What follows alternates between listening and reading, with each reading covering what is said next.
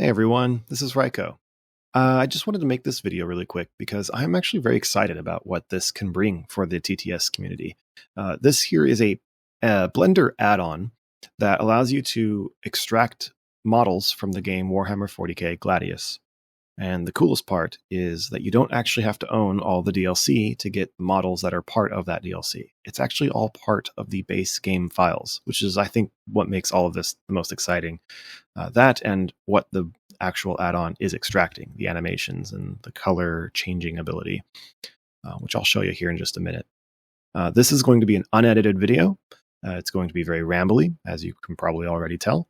But I just wanted to get this video out quickly. I only learned how to do all of this just a few hours ago. So anything you see here, there's probably a better way to do it. I am still learning. And if you would figure anything out that just tinkering on your own, please let us know in whatever Discord server you happen to find us in, and share your findings. And I'm sure there's going to be some pretty amazing things we can do with this that I'm only scratching the surface of. Let's get going. So first, go ahead and grab the link in the description for this GitHub page and download this Blender add-on. Just follow the instructions here. It shows you how to do that. Then open up Blender. And once you have it installed, you want to go into Import, Gladius Unit, XML. Navigate to your installation folder. Again, all of this is just part of the GitHub instructions as well.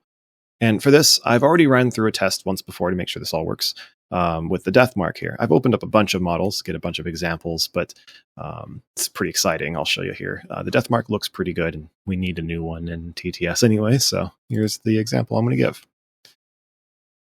The first thing you'll notice is that this model is huge, and it's something that we're going to have to work around, because if we try to scale this down, it will mess up all of the armatures or the rigging on it for the animations. And there's probably a way to do this without messing it up. I don't know how, so I'm just going to work around it. Now, when you zoom all the way out like this, in the default Blender scene, it's not meant to handle things this big. You'll start ending up with visual artifacts when you pan around. You can kind of see it there. This is a smaller model, so it's not as big of a problem, but on a really big model like a knight or something, it'll be very obvious. You'll know. So we're going to go ahead and just change some of the viewport properties to make sure this works better for us without having to actually scale the model. Right here under scene, go into units, and we're going to change the unit scale down to I think I tested this, and 0.03 was a good enough number. It doesn't have to be exact. Just drag it down until it's smaller. So that way, when we go up here to View, the View tab, let's go ahead and set this end to 100. The bigger your unit scale, the bigger that number is going to have to be. As long as it's big enough that you can see the grid kind of disappear off into the background, that's what you want. As soon as you start zooming out and parts of the model starts to disappear, that's this end part here. It's basically the maximum render distance of our scene. So we just make that bigger. The exact number doesn't matter. It could be 1,000. It really doesn't matter. I think it might lag more if it's too big, but it's fine. Clip start. This refers to where certain textures of the model, or rather geometry of the model, will start to clip within itself if they're too close. I don't know the exact science behind it, but it's pretty visibly obvious when it's a problem. So all you got to do is just click and drag up. It doesn't matter what number it is. Just make it bigger, closer to 1, or just make it 1. Doesn't matter. As long as it's bigger than that 0.00003 it was before. That's all. So now that we're going to be ready to work in this without having to deal with weird visual bugs because of how big it is, you're going to notice two things. First of all, why is it red? And second of all, it's in a default like T pose. We don't want either of these. But the reason it's set up that way is because these are actually things that we can change. And that's what's really, really cool about this. So first, let's talk about this pose here. We go up here. I clicked the model just to have it selected. And then under armature, bring that drop down. It doesn't matter if it's hidden. Right click animation and then hit set action. You'll see here it has all these different animations that are from the game. You can see like the die animation, which it's right now frozen because we haven't hit play yet. Most of their animations are 90 long, so I'm just going to hit 90 for its end so that it loops nicely, and hit play. Looks like this one was actually a little shorter, maybe 50 or 60, but you can see what I mean. So what we can actually do is pause this at any point, and this would actually be the model we have. If we exported this, this is what it would look like in TTS. Let's do a pose that makes a bit more sense, though, like the attack animation. And then drag this down until we find a spot we like. So maybe right there. He's aiming. That's perfect. And that's what we'll use. Now, we have our pose done. Then, oh, and by the way, if you want to get really crazy with this, you can actually open up, show the armature. And once you learn how to do this, there's a particular mode you have to go into for this, I think. But you can actually edit the exact rigging on this and make your own poses. And this is where you can get really creative with it. Have all sorts of fun poses, including like dead models on the ground and stuff. But we're not going to do that because that is beyond my skill level. So the next thing we want to deal with is the fact that this is red. To do that, you can either go into the death mark here. Let's just close the armature, and then open that. And then that's the material right there, which you can click the little symbol to open. Or you can just go down here and click into material. And as long as the model's selected, it's the same screen. Then open this drop down here. And all of this stuff is parts of the what the add-on has brought in. It's set this up for us. And this is like the color 1, color 2, a bunch of different things that make this work. But you'll notice that that red is also right here. And you can actually change that.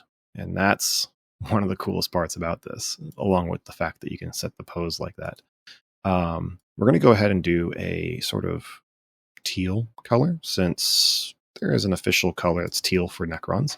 But you'll notice that it's kind of flat.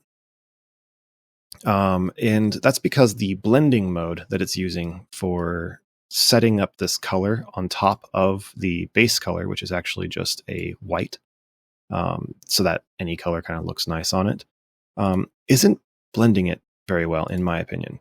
And that's because right here, you'll see in blending mode, it's set to this mix option, the top default one.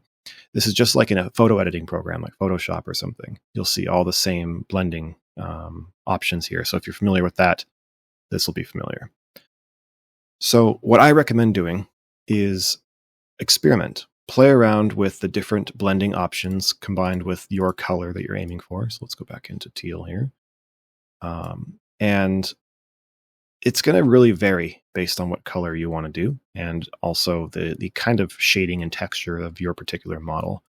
I found that using linear light looks really good if you bring this down to, say, about 0.35, 36, somewhere there, between 3 and 4. And then the value, I usually just keep around the default. But in this case, I think I'm going to make it a bit darker because I think that darker teal looks good on these guys for like that Nylock theme. Bring up the saturation a little bit too to exaggerate that a bit more. Yeah, there we go. Good enough. I would recommend, if you're going to be doing a bunch of these at once, find something that looks really good, experiment, maybe go through the whole process and bring it into TTS just to kind of see what it looks like once you're in game, and maybe go back into Blender, tweak it some more. Find some numbers, some values that work perfectly for what you're going for. Write it down, take a screenshot, somehow mark that so that you can repeat it exactly when you go from model to model to model, because they'll all kind of look the same. They'll be more cohesive if you do it that way. If you just wing it like I did for every model, it's going to be a mess. So just make sure you keep that in mind. So we have our color set and we have our pose set. Next, we need to make sure we are setting all of the setup so that we can just directly import it into TTS. That's going to take a couple steps. First, let's go into the texture. Up here, you'll see the cursor turns to a crosshair. If you have it right here in this corner, if you click and drag, that'll open up a split screen. Let's change this split screen to the shader editor. And if you don't see anything here, just make sure the model itself is selected. And you'll see this is all the magic that's happening here. This is what's allowing us to control these colors so nicely.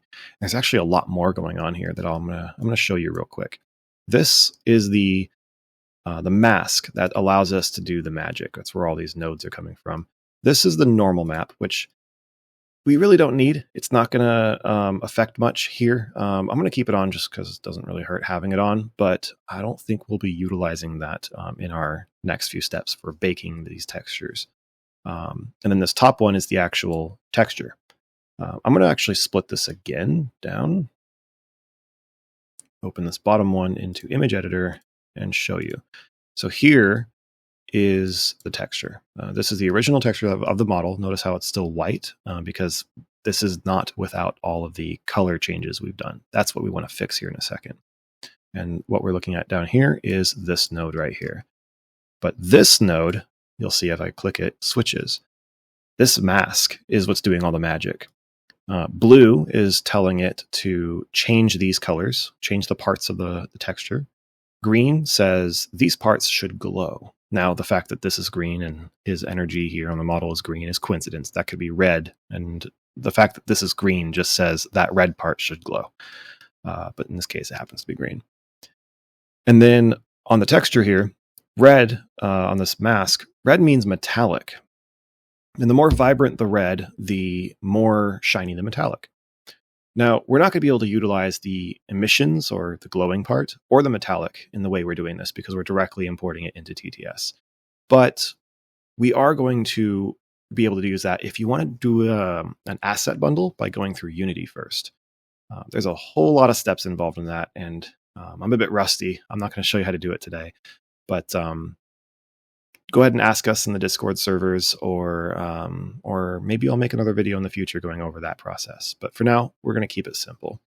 So we're not going to use most of the things that this mask does. If anything, just the color, really, which I'll show you here now. I'm going to go ahead and keep this open because we're going to use that in a second. Up here, we're going to right-click and add a new texture. Image texture. This is going to be our new one that has all these color changes baked in. Hit new. Now this texture is actually already only 1K or 124 or 1024, which is surprisingly good for being only 1K. We're just going to keep it that way because going higher doesn't really do anything in this case. Later, by the way, I would personally upscale it to 2K using an AI upscaler. I use Topaz. It's a fancy professional program. You could find it, on the high seas if you don't want to pay for it. But you can also use Upscale. Upscale spelled like SCAYL. It's a free open source option, and it also works very well. Take your texture that we're going to end up with and slap it into one of those. It'll make it sharper and more high res. 2K is good enough. Anything higher is overkill for something this small. I'm going to name this new Deathmark DM and new image. So once we have that selected, we are going to first we want to make sure we actually disconnect this metallic node here. We don't want metallic on this. When you try to bake metallic with the way we're doing it here without having to go through Unity first, it can actually mess up the colors. So we're just going to leave that off for now. Make sure you have your new textures selected. That's important for this next step because what's going to do is take everything else and bake it into this. We do that from this option here. And then let's drop down that sampling. We don't need that. Oh, and make sure render engine is set to cycles and not Eevee. You won't see these options in Eevee. Down here is bake. And let's change this to diffuse, which is just the fancy way of saying color, the color texture. That's all we want from this. And then it's going to be, we don't want our lighting contributions. If you did have metallic selected, sometimes that will be okay if we are using a light scene, like if we actually add a light to our scene in Blender here and use the reflections, and it's a whole thing. So let's just turn that off. We don't need it. Turn off selected to active since we're not baking something from something to something. It's just within its own model. So we're just not utilizing 99% of these features, and that makes this easy. So once it's all done, again, make sure the model's selected, make sure this new texture is selected, I'm actually going to switch to the new texture we made right here so that I can see it. That way we know if it works, because this will no longer be black. And let's hit bake.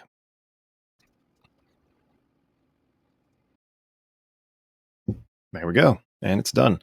You can see here that our changes did indeed take effect. It is now the updated texture. Let's go ahead and save that. This asterisk here means it's unsaved. I'm just going to overwrite the old one. Actually, no, I'm not, because that's PNG. I actually did this twice. Let's just delete that because we don't want PNG. Make sure that when you save it, you go in here to JPEG and save it there like that, because PNG is a higher quality texture that we do not need for something this low quality and small in TTS. It's a complete overkill, and it just makes the file size too big. Go to JPEG and bring that compression down, the quality, I don't know, anywhere, 75%. That's good enough. Smaller file size is better for us. And then save. So the image has now been saved, our texture. That's done. We could take that into Photoshop and touch it up and change the colors some more, do whatever we want there if we wanted to, like anything else. And then, of course, you can also AI upscale it. But the next thing we need to do is get our model.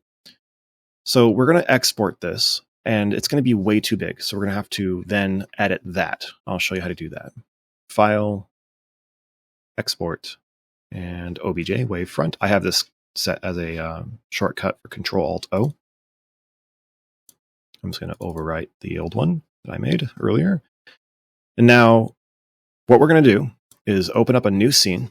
Now you're going to want to save probably just in case something goes wrong, but I don't need to here. And I have my default scene set up to have all the bases in it for scaling purposes. You can easily do that by just going into File, Defaults, and Save Startup File. I'll have the Blender file here in the description as well for you if you want to do that as well. So 32 millimeter base is what the Deathmark uses. So I'm just going to go ahead and load that up and import our Deathmark. See, it's huge. Now I'm just going to click the model, tap S on the keyboard, and bring it down. See, now we can scale it because the pose is set, and we don't have to worry about the rigging bugging out from doing this. So I'm just going to tap S again, bring it down some more. Now, if I were you, I would definitely look at references, find out exactly how big this is supposed to be relative to the base. I'm just going to quickly eyeball it for this video. But I would also maybe even bring it into the game, compare it to other models, maybe a photo scan, because those are usually very accurate. Get this just right. It's very important. That's probably close enough. Now you want to make sure that the origin of the model is in the center, the 000 point spatially, which the 3D cursor, which is that little circle there, is always set there by default. So we're just going to say set origin to 3D cursor. There we go. Now you'll notice that the base is set below the origin point. That's because it's just for reference, and we want the model to be on top of the base. So we're going to hide that, and that's perfect. So now we want to export the model, which I'm just going to use Control-Alt-O like we did before. With these changes we've made, and I'm just going to overwrite the old one. And then we're done. So let's go ahead and open Blender. And actually, real quick, I want to show you something. If you wanted to edit the texture for any reason or just see it in here, you can go down here to Material, and then under here, Base Color, Image Texture, Open, and let's open our texture. You have to switch up here to the Material Preview mode in order to actually see that. And there it is. Now, if you wanted to, you can actually edit the texture here. You can go in and slap on some decals on this. So if you wanted to have, like, say, Ultramarines that you're going to change over to Blood Angels or something, you can change the logo on it. You can also just touch up and edit the texture if you wanted to. So you could use the smudge tool and just sort of mess with it if you really wanted to. You could paint new things on it. You can get crazy with this. Have fun with it. But I just wanted to show you that you can also do that here now at this step. And then, again, you want to go into Image Editor, open your image, and save that. Once you've made the changes, you can see where I just drew the white on there. Make sure you save it. I'm not going to do that now, though. So in my mod, I have a little table set up just so that it makes it easier for me to import models that I've done in the past like this. So I have an infinite bag. This is actually originally done by Ziggy Stardust. It was his idea. I'm just stealing. That opens up these bases. It has a collider that's a small base, which is good. We want it small. I'm going to leave that there. The material's already set. And I'm just going to change the mesh here to the new one we just made. I'm not going to upload it for now. And there's our new texture. And I'm not going to upload it. And import. Cancel because it's also trying to update the original base. There it is. Looks pretty good. So slap it on the base, hit combine, combine it onto the base there, and you're done. That's honestly, once you get used to the steps here, you could be hammering these out real quick. And again, make sure you're setting up your color change once you get it just right, so that you're doing it to every model in the exact same numbers. That way they all are cohesive together. I'm very excited to see what you guys can do with this. Just like in Dawn of War, of the past, people have been kit bashing and kind of making their own models from those because you can pull apart certain parts of these models, just the gun and all that, set up your own poses. With this new game, or it's not a new game, but to us it is, with new assets available to us, I look forward to seeing what you guys can do with this. Anyway, enough rambling. I'll let you go. Thanks for tuning in.